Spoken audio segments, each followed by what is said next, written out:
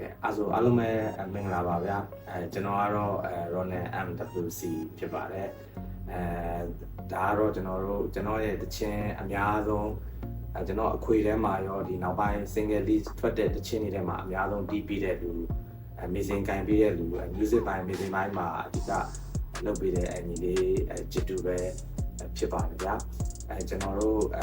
တခြင်းခုချစ်နေလို့ဆိုတဲ့တခြင်းအသစ်ကလေးနဲ့ပတ်သက်ပြီးတော့ကျွန်တော်တို့အမတ်တရလေးအနေချင်းစကားလေးနဲ့ပြောချင်လို့ပါအဲ့တော့ကျွန်တော်ဒီချစ်နေလို့ဆိုတဲ့ချင်းအတီးပိုင်းကိုကျွန်တော်ဒီလေးချစ်တူကိုကျွန်တော်အဲ့ဒါပေါ့နော်အဲ့တော့ဒီလေးချစ်တူအနေနဲ့အခုအဲ့လိုပေါ့အတီးပိုင်းနဲ့ပတ်သက်ပြီးတော့တခုခုလောက်ပြောပြပါဦးအဲ့လည်းမိုက်ပါတယ်တီးထားရပြောရရင်တော့အခုကျွန်တော်ပြောရကျွန်တော်ရဲ့ channel နေပြီးတော့ဒီတော့ just friend လာပါလို့ပြောပြလာဟုတ် first date yeah sample day ဆိုရင်ကျွန်တော်တီးတိုင်းတီးလို့အဲ့လိုမျိုးလိုချင်တယ်လို့ပြောတယ်အဲ့လိုပုံစံမျိုးလေးတီးပြပါလို့ပြောတဲ့အချိန်မှာကျွန်တော်လည်းအဲ့တော့သူရဲ့အဓိကဆိုရင်ကျွန်တော် first date တီးလို့မှာဆိုရင်ဒါ piano chord ရဲ့ rhythm ကိုအဓိကအသားယူပြီးတော့တီးတာပေါ့နော်အဲ့ဒါမျိုးအဲ့မျိုးတိုင်းကျွန်တော်ဒီ first rap မှာကျွန်တော်ပြန်ပြီးတော့တီးရတယ်တီးပြီးတော့ပြလိုက်တဲ့အချိန်မှာပြောရရင်ကျွန်တော် first date တော့ကျွန်တော်ကိုယ်တိုင်လည်းအဲ့လိုသိရ first date တော့မူကသွားမနေဘူးဗျာတချင်းလေးကယူတော့ယူတယ်တိုးတော့အဲ့လိုကိုယ့်ရဲ့ first date ဆိုတဲ့လိုမျိုးပေါ့နော်ချေရတဲ့သူနဲ့ဒီလိုမျိုးချစ်တဲ့ချင်းဆက်ဆံတိတ်ဖြစ်တဲ့လူပေါ့နော်ပြန်ပြီးနောက်မရှိတဲ့လူများရတယ်ဒါဆိုတော့ first date တဲ့ပြီးတော့ကျွန်တော်ရေးလိုက်တယ်ဟုတ်ကဲ့အဲ့မှာခေါင်းစဉ်ကိုပြန်မှကြည့်တယ် first date ပေါ့ဒါ first date ဆိုတဲ့ theme ကိုပေါ်ပြဖို့ဆိုရင်ချင်းလေးကချူနေရမယ်ပေါ့ဒီကတော့ချူနေမှရမှာလေ first date ဆိုတာလူများတော့ဘယ်လိုပဲဖြစ်ဖြစ်လေနော်အပေါ်မှာပထမဆုံးချစ်ဦးချင်းဖြစ်တယ်ဒါမှမဟုတ်လေချစ်စားချင်တာအချိန်တရားများချစ်တယ် first date က first date ပဲလေနော် first date ကတော့ဒါကိုရင်ခုန်နေတရားပြီးတော့ကိုအမြဲတမ်းဒါကိုရှယ်ရတယ်လူပြူစီလေးခံစားနေတယ်ကြာတော့ပြီးရတယ်တန်းဆိုပြီးတော့နောက်ထပ်ဘာရှင်းပြပြတယ်ဟုတ်ကဲ့ဟာဒီကမှာတော့အဲ့လို front center လေးပေါ့နော် R&B နဲ့ trap နဲ့ trap နဲ့first date တော့လည်းအဲ့လိုမျိုးပဲဒါပေမဲ့သူကကျတော့လည်း trap သိမဆန်တာလို့ပြောမှာဒါပေမဲ့ကြွတဲ့ဘက်တော့လဲတယ်ပေါ့ဒါပေမဲ့ဒီပုံမှန်လဲနည်းနည်းကြွပါတယ်ချက်ချင်းမှဟိုလိုပြင်းအောင်တော့မဟုတ်ဘူးပေါ့နည်းနည်းလေးခက်နူးနူးပိုက်ထဲမှာပါပါတကယ်လဲမိုက်ပါဒီဘက်ခက်ထားပေါ့ကျွန်တော်လည်းကြိုက်ပါတယ်လို့ညာဒီဗီဒီယိုလည်းဟို credit ပေးပါတယ်လို့ဒီလိုက်တယ် TV ရဲ့အချိန်မှာအမှန်တမ်းပြောရရင်ကျွန်တော်ဟောဒါဟိုဘယ်လိုပြောလဲ so norm ပေါ့နော် norm ဆိုတော့ normal ပေါ့နော်ပုံမှန်လိုပဲထည့်တာဒါပေမဲ့ကိုကျော်သူပဲကျွန်တော်ပထမဆုံးအကျန်းရေးပြီးဆိုပြကျန်းရေးပြီးဆိုပြအချိန်မှာကြိုက်သွားချင်းမိုက်တော့ကိုတီးတာရောရေးတာရောမိုက်သွားတယ်အဲ့ကျွန်တော်ပို့လိုက်တော့ခါရမေးနေပါပဲကျွန်တော်ဆွဲလိုက်တာကြိုက်လို့ချင်းတီးမှုကတော့အဲ့လိုပါပဲချစ်တဲ့အကြောင်းလေးပေါ့ချစ်တဲ့အကြောင်းလေးပေါ်အောင်လို့ဆိုပြီးတော့ဒါတော့တီးလိုက်တာပဲတီးလိုက်ပြီမဲ့ရေးတာကောင်းတဲ့အချိန်မှာဆိုတော့လို့ဆုံးလုံးလို့သတ်မှတ်ထားတဲ့ normal လို့ပဲထည့်ရတဲ့ဟာတော့ကလည်းနည်းကြွပါလို့ကြောက်တာဟုတ်တယ် contrast ဒီနဲ့ချင်းနဲ့ကြွပါတယ်ဒါကတော့ music အတီးပိုင်းနဲ့ဒီဟိုပါပေါ့ကျွန်တော်တို့ amazing ပိုင်းပေါ့ကျွန်တော်ကဒါပြီးတော့ကျွန်တော်နောက်ထပ် music video ရိုက်တယ်ပေါ့music video ရိုက်တဲ့ခါမှာလည်းကျွန်တော်ဒီဟိုအငလေးချစ်တူနဲ့ဟို app ဖြစ်တယ်ပေါ့နော် music video စာဆုံးအဲ့တော့ရိုက်ဖြစ်တဲ့ဘက်မှာဒီဒါရိုက်တာလေးပိုင်းမှာဘယ်လို idea လေးနဲ့ကျွန်တော်ဟိုတိုက်ကူပြီးတော့နော်ဒီကားလေးလည်းသိချင်ပါတယ်မတရားလို့တခုတော့ဟုတ်ကဲ့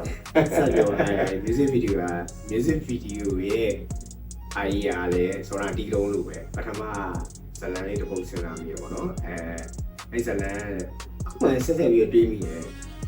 ဒီလုံးလို့ပဲ first date ပဲเนาะကျွန်တော်စဉ်းစားမိလိုက်တဲ့ဇလန်ပထမဆုံးစဉ်းစားမိရတဲ့ first date ကိုချီရတယ်ဆိုပြီးလိုက်တာကောင်မလေးရဲ့အိမ်ကိုကောင်လေးကနေပထမဆုံး first date သွားတဲ့အချိန်ကအားလေးဖွင့်ပြီးတော့နှစ်ယောက်သား room မှာပါလို့ဆိုပြီးအစားတွေးလိုက်တာเนาะတွေးလိုက်ပြီးမြဲဘာဖြစ်လဲဆိုတော့တစ်ချက်အနေနဲ့ကျွန်တော်တို့ဒီ thread genre နဲ့ line လာကြပြီလားအဲ့လို pop တို့အဲ့လို country တို့ style တို့နဲ့မ line နဲ့တစ်ချက် music video idea မျိုးဖြစ်နေအဲ့လိုအားမျိုးကျွန်တော်တို့ trend နဲ့လုပ်လိုက်မယ်ဆိုတာအရင်cheap ပေါ့ဈေးပေါ်လို့ဆန်တော့ဗျာဒီမှာ အဲ့တော့တစ်ခါ ကျုံရရုပ်ကောက်ဆွတ်လိုက်လို့ဖြစ်သွား အဲ့တော့လည်းပြန်ပြောင်းလိုက်တယ်ပေါ့ ရရ ကျွန်တော်ကအတီးလည်းပြောင်းရတယ် အိုင်ဒီယာ စံညိုးပေါ့နော်စံညိုးလည်းပြန်ပြောင်းရေးလိုက်ရတယ်ပေါ့နော်အမှန်ပြောင်းသွားတဲ့ဟာလေးလည်းအကောင်းပါလေလို့ကျွန်တော်လည်းကြိုက်ပါတယ်ကိုလည်းကြိုက်ပါတယ် ရအခုဆိုရင်အဓိကတော့ဒါကျွန်တော်ရဲ့ scaler နှစ်ယောက်ပေါင်းပြီးတော့ scaler ဆိုတော့ဒီ pro ကျွန်တော်ဒီချစ်နေလို့ဆိုရင် music video မှာ DOP ပေါ့နော်သူကတော့ကျွန်တော်ရေးလာလုပ်နေကြတယ်သူက director လုပ်နေပြီလားကျွန်တော်တို့ကမလေးတနည်းမှာ director ဖြစ်တဲ့နေတာသူကျွန်တော် like ဆက်တွေ့လိုက်တာဟာလာလို့ကျွန်တော်ဒီ project ရှိနေပေါ့ DOP လုပ်ချင်တဲ့စိတ်ဝင်စားတာလုပ်သေးတာဆိုတော့လုပ်တယ်အဲလူကြိုင်းကြုံရမယ်ဒီသူပြီးတော့စီရပြည့်ပြောရရင်ဒါကျွန်တော်ကိုကမှာဒါပြင်ဆင်ချိန်9ရက်ပြင်ဆင်ချိန်9ရက်ဟုတ်ပါတော့အဲ့ project တခု ဟုတ်တယ် အရင်လည်း challenge လည်းဖြစ်တယ်အရင် pressure လည်းများတယ်မမေရသူ့တရက်ဆိုရင်ကျွန်တော်တို့ဒီ fashion တော့ဝက်ဆိုင်လိုက်ချတာလည်းနေရန်ကုန်တရက်လုံးပတ်ပြီးတော့မနေ့7နာရီလောက်ကနေပြီးညနေ9နာရီလောက်မှပြန်ရောက်တယ်ဒီက တော့ရန်ကုန်လည်းမို့ကျွန်တော်မန်းလေးလည်းအဲ့လောက်ကြာတယ်တရက်လောက်ပတ်ရှာတာတိတ်မတွေ့တာများတယ်ဖက်ရှင်မိုင်းပါဖက်ရှင်မိုင်းဟုတ်ကြဒါလေးကတော့အမှတ်တရပါလို့ဟိုပေါ့ကျင်းတဲ့ဘုတ်ရိုက်ဖို့ကတော့မလွယ်ဘူးပေါ့နော်မလွယ်ဘူးလေကြားရရနေပဲဒီလိုအဆင်ပြေအောင်အစီအစဉ်ပေးတာကိုပဲအခုဘက်ကကျေးဇူးအများကြီးတင်ပါတယ်လို့တကယ်လည်းကျေးဇူးတင်ပါတယ်အကုန်စားစားရရဒီပိုင်းရောမင်းစင်ပိုင်းနေရောပြီးတော့ဒီရိုက်ကူးရေးပိုင်းကိုအစားဆုံးပေါ့နော်စီစဉ်ရလည်းမလွယ်ကူပါဘူးကျွန်တော်တို့အဲ့လိုကြားရနေမှာအပြင်မှာခံပြီးစူးစမ်းထားလေးရှိပါတယ်လို့ ညာ ဟုတ်ပါတယ် ဟုတ်အဲ့တော့တချင်တီးတယ်တယောက်တည်းတီးပြီးတော့တယောက်တည်းချိန်တာကတွေ့ဆိုပြီးတော့ music video ကြတော့ကျွန်တော်တို့ဒါပြည်သက်ရှင်အများကြီးပေါင်းပြီးတော့ဒါစုပေါင်းဖန်တီးခဲ့တာပေါ့နော်သူဖြစ်9ရက်ဆိုတဲ့ချိန်တွင်းမှာတန်အမိလောက်ရတယ်ဒီမှာကျွန်တော်တို့လို့တဲ့စရင်တွေလိုက်တွေ့တယ်လိုက်တယ်ဟို budget တစ်ခုရောမှာဝင်နေတယ်လို့ပြောကျွန်တော်ဟာရောက်တော့ဖိုင်လိုက်ချစ်တယ်လည်းကျွန်တော်ကစင်လာတရားစင်လာတယ်လိုရင်းနဲ့နော် ဟုတ်တယ် တော် ဟိုခီးရောက်သွားတယ်ပဲပြောရမှာပေါ့နော်ဟုတ်ပါတယ် ဒါလေးပြောရရင်အောင်မြင်မှုတစ်ခုအားရပြောမှာဒီလိုမျိုး quality ဒီလိုမျိုး တစ်ခုကိုခံရရတာ challenge ပဲ challenge ပဲဘယ်တော့မလွယ်ကူပါ ကို ဘူး ရဲ့လုံးနိုင်ဆိုတော့လည်းဒါကိုစစ်ထုတ်တာဆက်ချက်တော့ ဟုတ်ပါကဲအဲ့ဆိုကျွန်တော်တို့ကျေးဇူးအများကြီးတင်ပါတယ်ဟိုပါပေါ့အကုန်လုံးဒီကျွန်တော်တချင်းဒီချစ်နေလို့တချင်းဒီ music ပိုင်းတော့ music video ပိုင်းမှာအကုန်လုံးဝိုင်းကိုညီပြီးကြတဲ့လူတွေအားလုံးကိုကျေးဇူးတင်ပါတယ်တချင်းလေးကျွန်တော်တို့ပတ်လာခဲ့လို့ရှိရင်လည်းအပေးဝိုင်းဝန်းပေးကြပါအောင်လို့ပြောချင်ပါတယ်ဗျာအားလုံးကိုကျေးဇူးတင်ပါတယ်အားလုံးပဲစိတ်ရချမ်းသာခြင်းကိုယ်ရဲ့ကျန်းမာခြင်းတွေနဲ့ပြည့်စုံရပါစေ peace peace